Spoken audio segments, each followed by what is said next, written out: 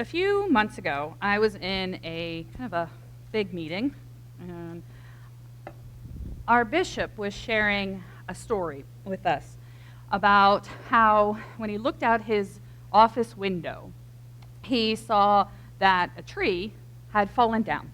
It was broken, it was done for, and so he called up the facilities guy and he's like, "Why haven't we taken care of this tree? You know, I'm kind of sick of looking at my window." And the facility guy is like, "Because it's not our tree.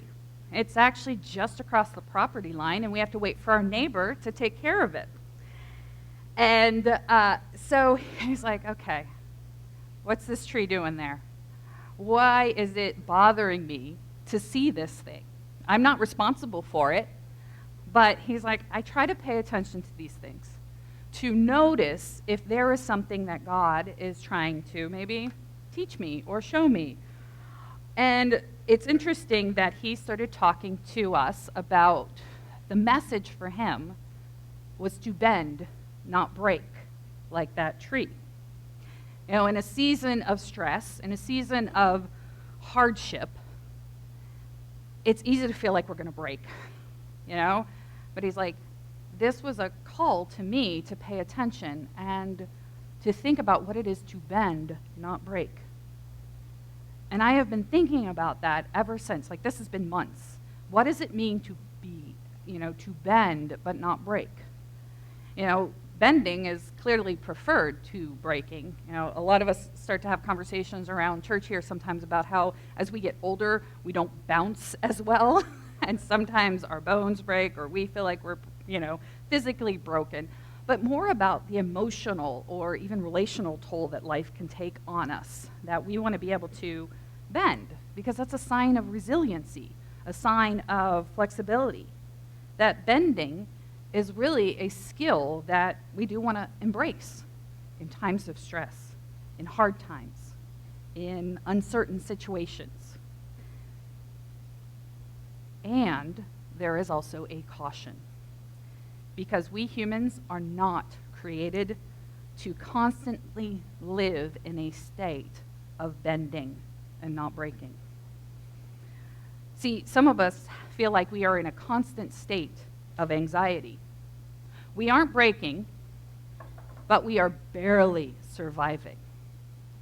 That we have practiced bending so much that we're not sure we're going to be able to stand upright again. We've convinced ourselves, I can just maintain this pace if I just keep bending. But at some point, though, it's not good. We're in a place where we are doing everything and nothing is getting our best. And I don't know about you, but I have this game that I play with myself. And it's called Just Gonna Blank Until. I'm just going to keep going until this is over. I'm just going to keep it together until that project is over. Then I'm going to be okay. Then I'm going to take a break. I'm just going to keep it all together until this class is over. I'm just going to keep it all together until the kids are out of diapers, out of school. I just got to keep it together until I've got more time to deal with my marriage. I've just got to keep it all together until I can get more sleep. And this game, this just gonna until, it is a sick game for me, because I think once I get on the other side of whatever it is, everything's going to be all right. It's going to be fine. And it justifies for me the survival mode that I am living in. But I play this game 24/7, 12 months out of the year, 365 days. I have never been able to stop this game. There may be a brief moment where I reset the game and change the parameters, but I keep playing the same stupid game. And I keep hoping that at some point I'm going to win the game. Spoiler alert, you won't. And this is the thing. Our culture encourages this behavior.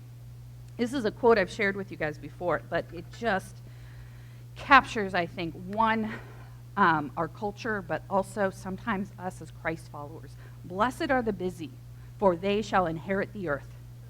This is our American gospel. We like to keep busy. And this is from A.J. Swoboda, a writer and a Christian thinker, in his book, The Dusty Ones. And so many of us seem to think that we thrive on busy. We value staying busy. We don't want to be seen as lazy, do we? You know, I was having a conversation with some friends, and one of them was talking about that when her dad drops by the house, she is so uncomfortable she's sitting on the couch. She has to be up and doing something. And I was thinking, like, what is it that you feel like you're being judged for just sitting on your own couch? But I felt the same way. Like, I want to be seen as busy. I want, to be seen that way. There's a phrase, you want something done, ask a busy person. It's true. But busy lies to us. It tells us that we are important, that we matter because our calendars are full, people want our attention, they want our time, they want our abilities, and we feel like, whoa, we matter now. No, busy just means you don't have boundaries. Busy just means that you don't have boundaries in your life. Because when everything is important, nothing is important. When everything is a priority, by the way, that word priority really should always be singular, but we love to have priorities. When everything matters, nothing matters. And we have given equal weight to so many things in our lives, so many things. And sometimes we have given disproportionate weight to things that really don't matter in the scheme of life. But our American gospel tells us that we are applauded for a lack of sleep. Oh, you only get 4 hours of sleep a night? Well, I survive off 3. I get up and I work out for 3 hours before I even start my day. And then I spend an hour making my breakfast. This is the laundry list that people give us sometimes to declare their worth to us. We celebrate overwork. We are rewarded for it, for promotions, with attention. And strangely enough, with more work. And too many of us wear burnout as a badge of honor. In so many ways, we play this game. We're all in it. And that is what makes it so hard to leave it. Because it then means we have to swim upstream. We have to fight against what is perceived as laziness when you're just simply resting. And we've also lived in this heightened state of constant bending that we cannot stop without tremendous effort. We have to retrain ourselves. It's like trying to find a new way home when there's construction. Like you find yourself, oh man, I forgot. So now I got to turn around and go back again. When we have to change our habits, it is so hard, and this is habitual for us. And that should really be a warning for us. When something doesn't feel okay, because we aren't busy. If we're unsettled, because we don't have something to do. We operate with very little margin in our lives. And we are busy in life. And we aren't simply just busy with tasks, are we? We are busy with decisions. We live in this wonderful world. I truly mean this. It is wonderful. We have options. And they are a gift because some people would love to have the options that we do. They are a gift and they are a curse. Because on a daily basis, we will make upwards of 300, no, I always say numbers wrong. Go with me here. It's on the screen. 35,000 decisions in a day. From what to wear, what to eat, to brush your teeth, all those things way into your day. In addition to decisions that have way more weight to them. What decision are we going to make regarding our kids' school? What decision are we going to make about our retirement? All of these things are in there. And we encounter this phenomenon called decision fatigue. And Too many decisions will weigh on us. Too many decisions in one day means that by the end of the day, we are exhausted just from that mental load. And it is cumulative for us. And we'll feel worse and more drained as we go through it. And when we are worn out, our brains want to look for shortcuts. Our brains want to help us out. And that's where we get into situations of procrastination, impulsivity, avoidance, indecision. And if your brain is worn down, it may cause you to be more reckless, to make decisions that you normally wouldn't, to choose something that you normally would go, oh, that's a poor choice there, because you're not in a place to think it through well. And it will cause you to simply, sometimes even just do nothing, which again is a choice in and of itself, but can lead to more problems because you don't deal with it and sometimes these things just keep rolling. That snowball is going down the hill and it's getting bigger and bigger. You may even notice that at the end of the day, when you have had so many decisions to make or made and weighed on you, that you are sharp or short or angry with family members or colleagues. You may do a little binge shopping or maybe binge eating to avoid the pain of the exhaustion. And it makes sense when we are tired that when we are faced with the temptation, that we are more likely to give in. It's just not worth it to fight it, is it? Or do we do things that we normally wouldn't do? Life is hard, and the load of life is a lot.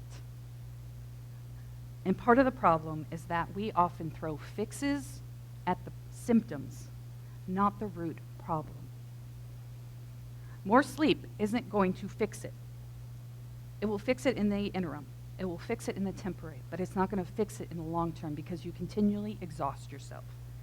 Another vacation won't fix it. Some of you come back from vacation and you look worse than when you left. You may be tan, but man, you look tired. You had a little too much fun. Relaxing with a Netflix binge won't fix it. And this is a clue for some of us. Buying all the organizational supplies to fix it isn't going to make it happen because you still have the behaviors that led to the mess in the first place. Again, our habits will determine who we are. And if we don't change our habits, we haven't changed anything. And so we live this life where we are destroying ourselves from the inside out. You know, you may remodel your living room, but you still live there. So the problem is still there. Now, Jesus' words to us, I think, that we find in Matthew's gospel, it's in chapter 11, are beautiful because it gives us an invitation that I believe is the way out of this hamster wheel of life that we find ourselves on. And so let me read it for us today. It's found in Matthew chapter 11. It's verses 28 to 30. It may sound familiar to some of you, but we're going to dig into it today. Come to me, all of you who are weary and burdened, and I will give you rest. Take my yoke upon you and learn from me, for I am gentle and humble in heart. And you will find rest for your souls, for my yoke is easy and my burden is light. I think so many of us are exhausted from all the bending that we are doing. And I want to think about what is causing us to bend over and over and over again. You know, verse 29 is Jesus' invitation to us. Take my yoke upon you and learn from me, for I am gentle and humble in heart. These two ideas here are working together because Jesus is telling us about his heart that is gentle and humble, and he is inviting us to take on his yoke. If you think about my heart is gentle, meaning it's not harsh. He's not impatient. He's not frustrated with us. And then you think about the word humble, that some of our translations use the word lowly, and that can give us the idea that God lowered himself to meet with us, to become available and accessible to you and to me. He says, "Come to me and take my yoke and learn from me."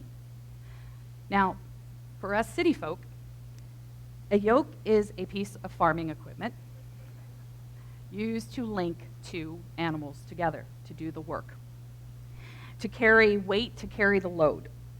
And so you would put these two animals together so that you could get more work done because of their combined effort, their combined strength, their combined experience. And in the first century, Jesus' time, a yoke was also a metaphor. It was actually a metaphor for a relationship that you would have with a spiritual teacher, your rabbi. And this would be something that you would think of as kind of a figurative thing of following somebody, but it also would be literal. I mean, we see this in the Gospels of Jesus' disciples follow Jesus, their rabbi, figuratively and literally, to learn from him.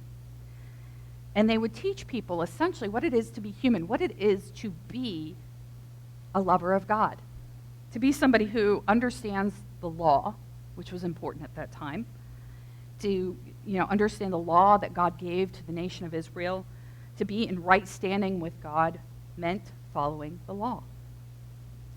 And this common image of using a yoke, that you were yoked with your rabbi, that you combined strength to do the work together.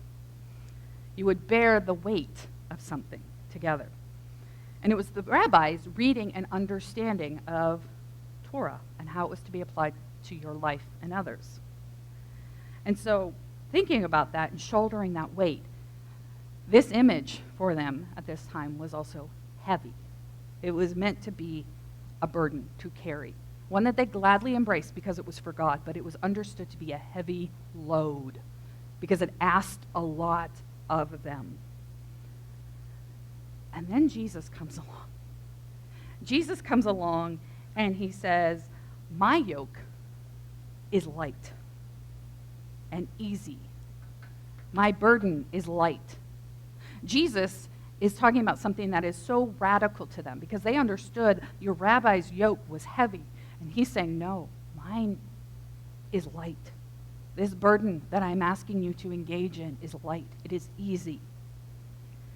And these two ideas coming together here is so powerful for us.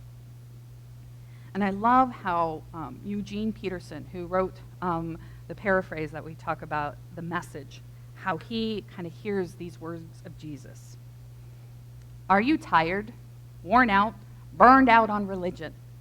Come to me. Get away with me and you'll recover your life. I'll show you how to take a real rest.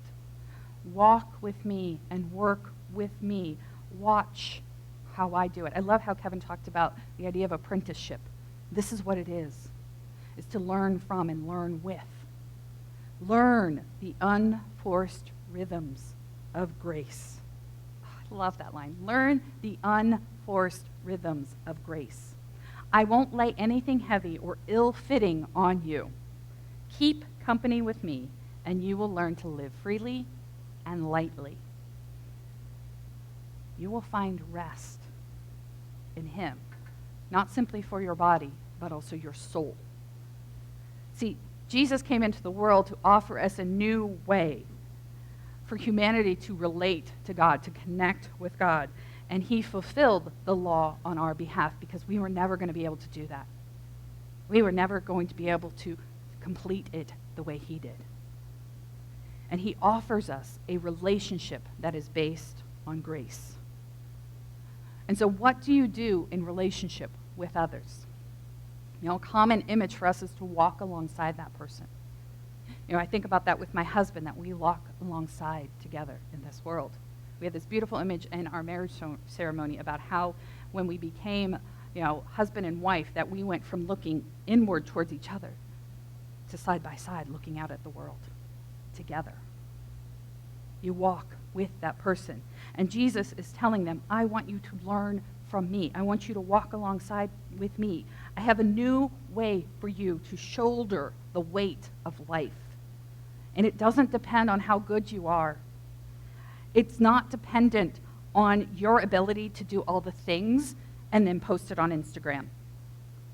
It is dependent on my grace. Jesus introduces this new element into the equation of faith, and that element is him.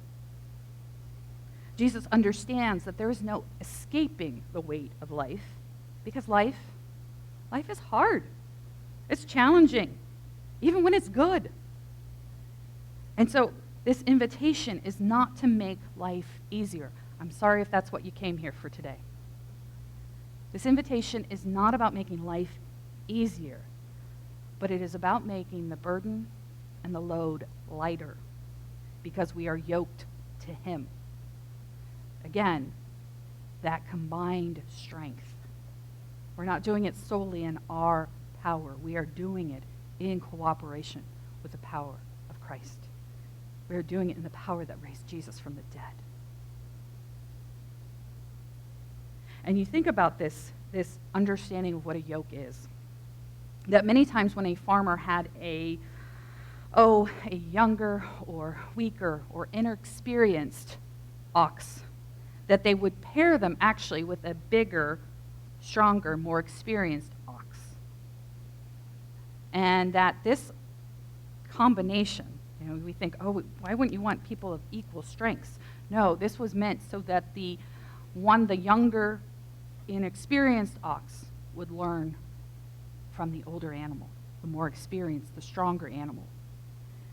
And that actually that experienced ox would increase the capacity of the smaller, weaker, inexperienced ox. And that stronger ox would bear more of the weight and help the smaller, weaker, less experienced ox finish the job. Interesting. And so when Jesus is saying to us, I want you to come be yoked with me. Come be yoked to me. Now, Jesus isn't inviting them, by the way. He's not inviting them to a 3-day retreat in the mountains in a beautiful setting where you'll be at peace and you won't have any of your regular obligations or tasks to do. These are wonderful things. Jesus is also not inviting us to a week-long seminar on being able to get Six Sigma ready for life. Okay, this isn't some boot camp to get us ready. Jesus is inviting us into lifelong discipleship. Again, retreats, vacations, more sleep, they treat the symptoms, not the problem. Jesus is calling us to follow him, to change the route that we take in this life, walking with him, learning from him, spending time with him to learn his ways that give life, learning what his priority is, so that we can rest in his grace. And he promises to shoulder and bear the weight with us. The yoke of Jesus wants to come restore your soul and mind, saying, don't strive alone. Don't navigate the complexity of life alone.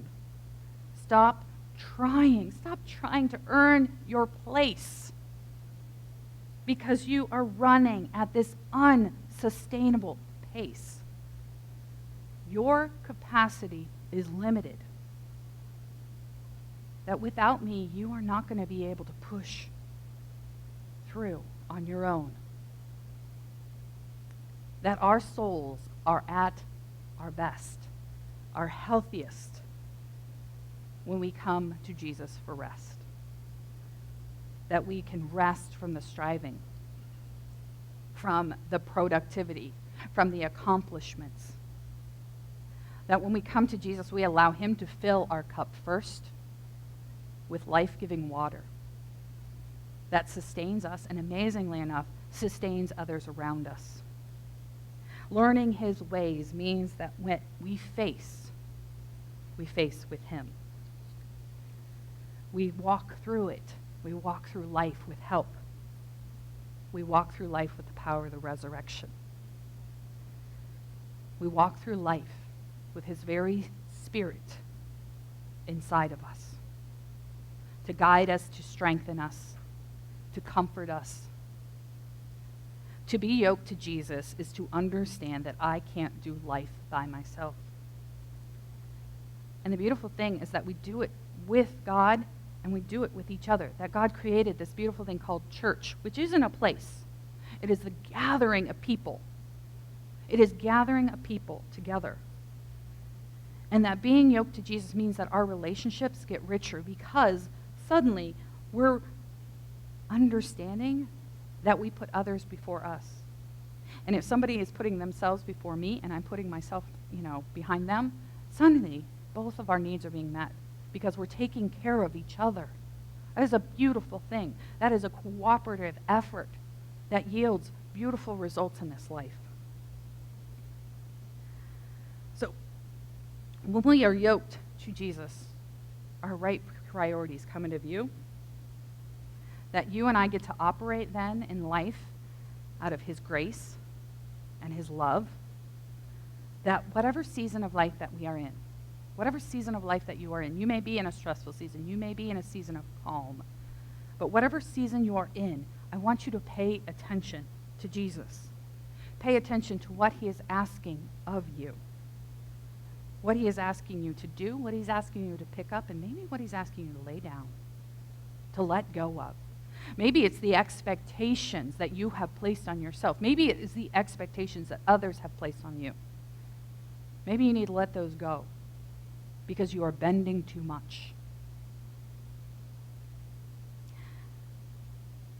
And a part of it is sometimes paying attention to what he's already doing.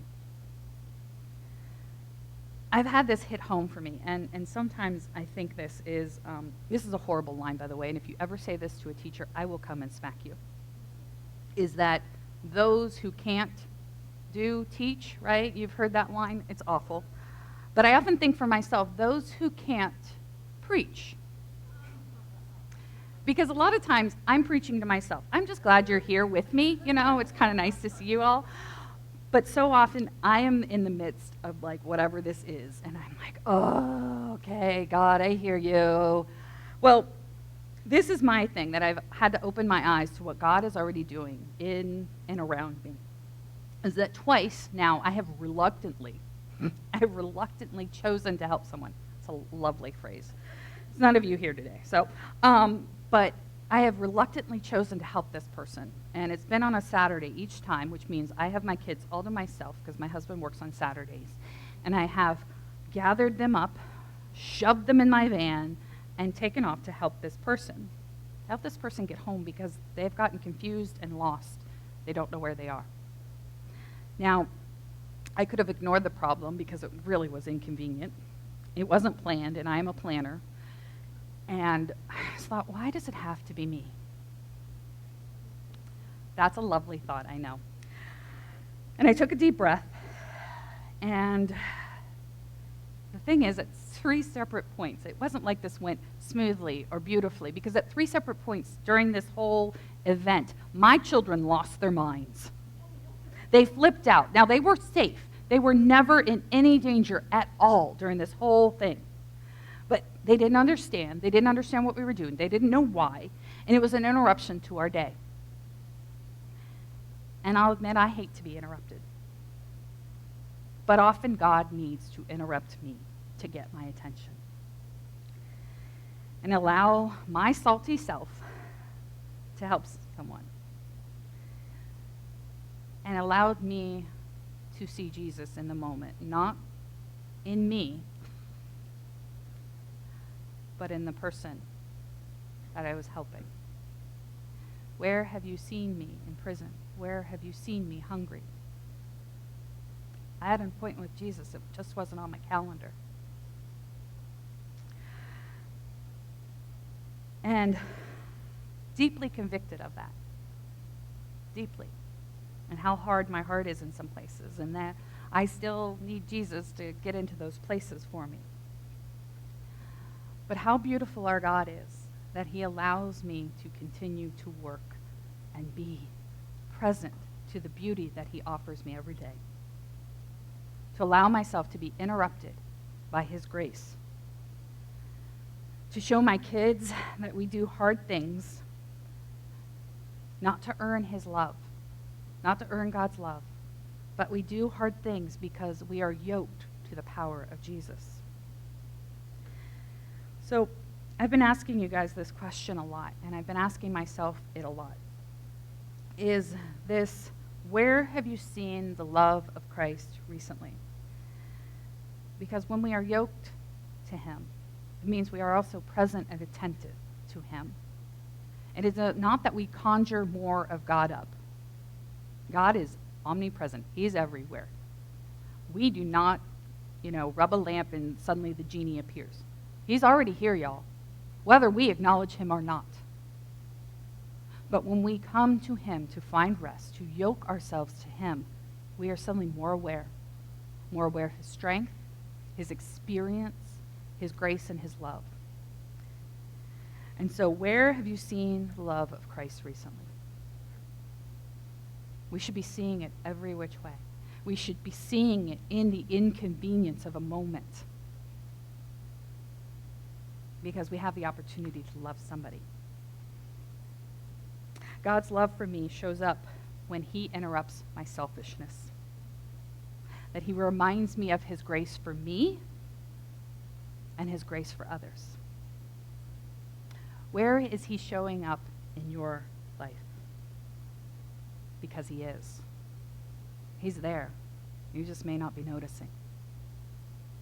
Sometimes we have to turn down the noise of life to hear him. We have to slow down. We have to pause and pay attention.